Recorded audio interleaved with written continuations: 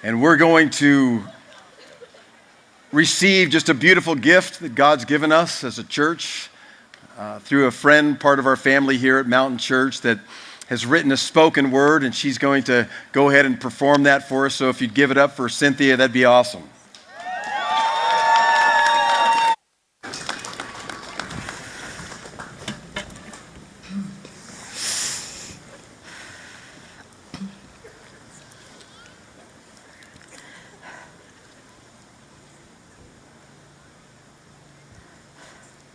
I'm alive, and I am free. You see, oblivion has fallen for me. I once was bound in chains of darkness, hunted by the beast, that dragon of old, who dragged me into his dungeon, a pit so deep, filled with despair. You see, I never thought I would ever escape from there. Hope was gone. The light was snuffed out. I was choked, suffocating in lies spoken over me. You see, I had built my identity on what happened in my past. I became the opposite of who I was created to be. I was frozen in fear, guilt, and shame. I was down and out of the game, unable to live in this present moment. Anxiety gripped me like a tight noose, pulling me into thoughts of destruction, panic, and what ifs. I was trapped in my mind, gaslit to the end. A waking nightmare, shadows pursuing fast, oblivion encompassed. The beast hounded me at my heels day and night. The footman was knocking at my door. The dragon had me. Its fire was too great. The voices, the sirens in my head drew me into the depths of darkness, the caverns beyond all hope. So I let go of the rope. Trapped, I wandered around in an endless black sea where wave after wave seemed to envelop and encompass me. In my greatest weakness, I took my own life. Not once, but thrice, I rolled that dice. I flat out rejected the story the Creator had written for me. I believed the lie that suicide was my only friend, not knowing what would happen in the end, not caring, just wanting to disappear, to go into any other dimension or realm than the world that was here, to snuff myself out of this cruel existence, to close my eyes forever. Seemed like bliss in an instant. I awoke, realizing I still had breath in my lungs, disappointed, feeling a failure even in death, so my head and heart hung. The world was still. I was awake. I was alive. There in my darkness, I began to see a faint but flickering light, lit just for me. The God of the universe was making himself known. He said, "Don't end the plan I have for your life, for I spared you not once but thrice." There's an enemy of your soul, that dragon of old, and his plan is to take you from me by filling you with lies and despondency. God was drawing me to himself in the chaos, showing me his great beauty in my darkness. I had built my identity, my value based on fallacies, functioning from a place of fear, guilt, and shame, making decisions based on false realities. I was a Christian, but I didn't know my eternal destination. Wrong theology made for weak psychology.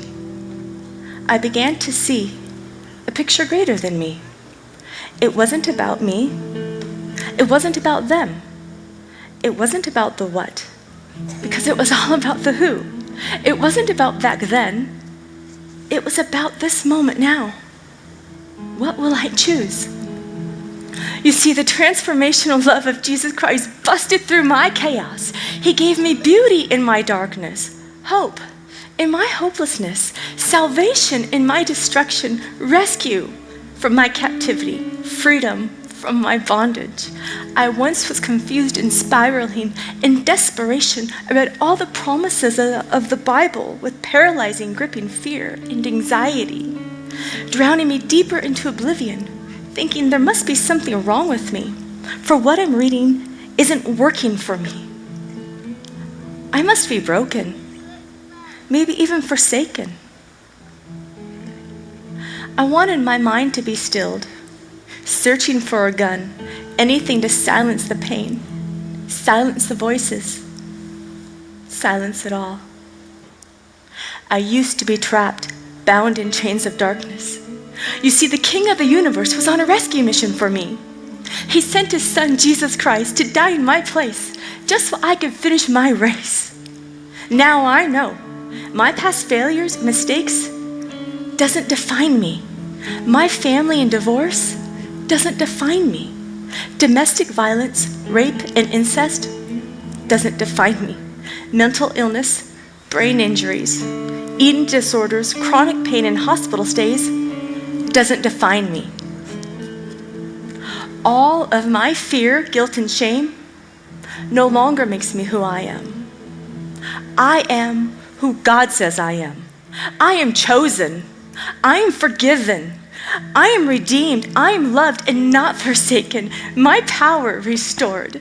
My honor restored. My innocence restored. I'm alive and I am set free.